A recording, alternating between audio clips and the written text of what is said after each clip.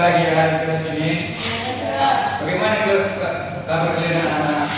Saya Kelas sebelum kita memulai pelajaran kita, saya akan mengabsen kalian terlebih dahulu. hadir semua, Sir. Hadir semua. Hadir semua, Sir. Oke. Setelah saya sudah mengabsen, saya akan menunjuk satu orang untuk memimpin doa, yaitu Salwa. Oke. Baiklah, teman-teman semua, seluruh kita sesuai dengan agama dan kepercayaan masing-masing telah dimulai. Amin. Telah selesai. Baiklah, terima kasih sahabat. Ya, Saya lihat ini agak cukup menggantung ya posisi kursinya. Yes, Bisa Sir. tolong diperbaiki dulu. Bisa, Sir. Sampah tolong simpan dulu ya. Nanti kita buang setelah selesai pembelajaran. Yes, Sir. Oke. Baiklah. Sebelumnya apakah murid-murid sudah pernah mendengar atau mempelajari materi mengenai Pastor Kristen? Belum, Sir. Baiklah, kali ini kita akan mempelajarinya. Tapi sebelum itu, saya ada sedikit kata-kata motivasi untuk kalian semua. Jangan bandingkan perjalanan Anda dengan orang lain. Setiap bunga menggali waktunya sendiri. Fokus pada langkah kecil di depan Anda, bukan pada seluruh anak tangga yang harus dinagi. Keren, Sir. Makasih, Sir. Ya, sama. Tujuan pembelajaran kali ini adalah peserta didik dapat mengidentifikasi struktur teks menggunakan Pastor Kristen. Peserta didik mampu menuliskan kalimat sederhana menggunakan Pastor Kristen dalam konteks lisan maupun tulisan. Peserta didik mampu mengetahui tentang Pastor Kristen dalam sebuah kalimat. Baiklah guys, pusat pembelajaran hari ini yang pertama, pengertian Pastor Kristen, tujuan pembelajaran, struktur dan materi Pastor Kristen, ciri-ciri Pastor Kristen, yang kelima, KKBD, kesimpulan, refleksi dan evaluasi. Banyak, ya, Sir.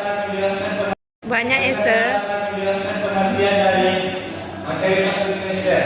Pastor Kristen menggambarkan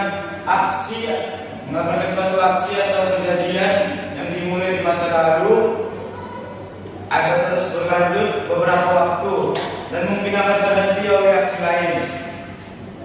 Ini berfokus pada durasi atau dari suatu tindakan di masa lalu dan bukan pada penyelesaiannya. Definisinya, Pastor Kristen merupakan kalimat yang menggunakan auxiliary verb was atau were diikuti oleh verb being atau present participle. Oke, struktur Pastor Kristen: subjek plus was were plus kata kerja utama plus in plus objek, tapi ini opsional, tidak selalu dipakai dalam kalimat Pastor Kristen. Ciri-cirinya adalah menggunakan kata kerja utama dalam bentuk in, menggunakan kata kerja bantu dalam was atau were, menggambarkan aksi yang sedang berlangsung, menggunakan kata-kata keterangan waktu. Pastor Kristen sering menggunakan kata-kata keterangan waktu seperti yesterday, last night, atau when I was a child. Baiklah, saya akan memberikan tugas untuk kalian. Sebelumnya saya akan membagikan ke dalam 2 kelompok.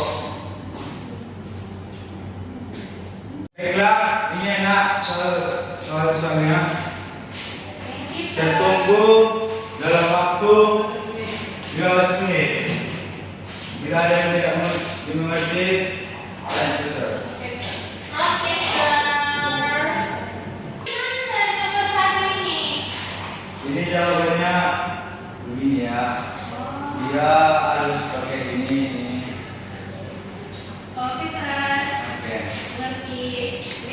Baiklah. sini di belakang.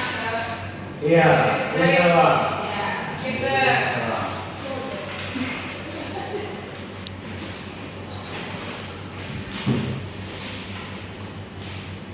Baiklah, kalau sudah selesai silakan kepada Yanti untuk dipresentasikan.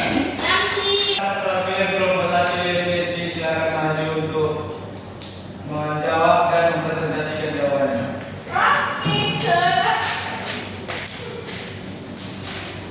Oke, yang pertama itu jawabannya they were writing a letter to their cousin. Oke, betul sekali. Yang kedua, Tom and Jerry were playing in the garden. Nah, yang ketiga, when I called him, he was not listening to music.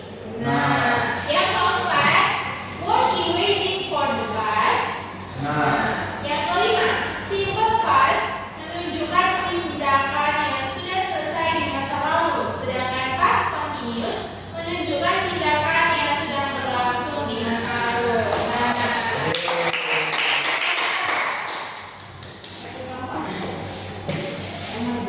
baiklah untuk perhatian kelompok 2 yaitu salah satu maju. Oke, yang nomor 1 Oh, dari nomor 6, I was reading a novel when the lights went off. Apakah benar, Sir? Benar. Oke, kedua, she was cooking when the guests arrived. Benar. Yang kedelapan, my friends were not playing outside because it was raining. Benar. 9, while I studying, my mom was cleaning the kitchen. Benar. Yang ke-10, atau digunakan untuk menghubungkan dua kejadian yang berlangsung bersama di masa lalu. Biasanya menggunakan past continuous tense. Ya. Baiklah, saya tadi sudah memberikan soal-soal untuk kalian dan kalian menjawabnya dengan sangat bagus. Selanjutnya saya akan meminta salah satu dari kalian untuk menyimpulkan mengenai materi pembelajaran kita hari ini. Apakah kalian bisa menyimpulkannya untuk saya?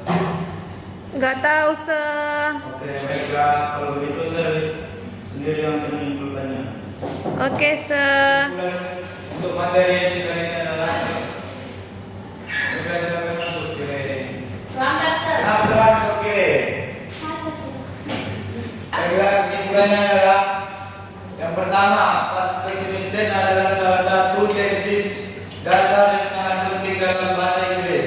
Fungsinya yang utama adalah untuk melukiskan gambaran yang hidup tentang apa yang sedang terjadi di masa lalu pada momen tertentu atau selama periode tertentu. Yang kedua, dengan menguasai past continuous tense, kalian bisa menceritakan kejadian di masa lalu dengan lebih detail dan menarik. Yang keempat, memahami percakapan dan tulisan bahasa Inggris dengan lebih baik. Yang kelima, menggabungkan berbagai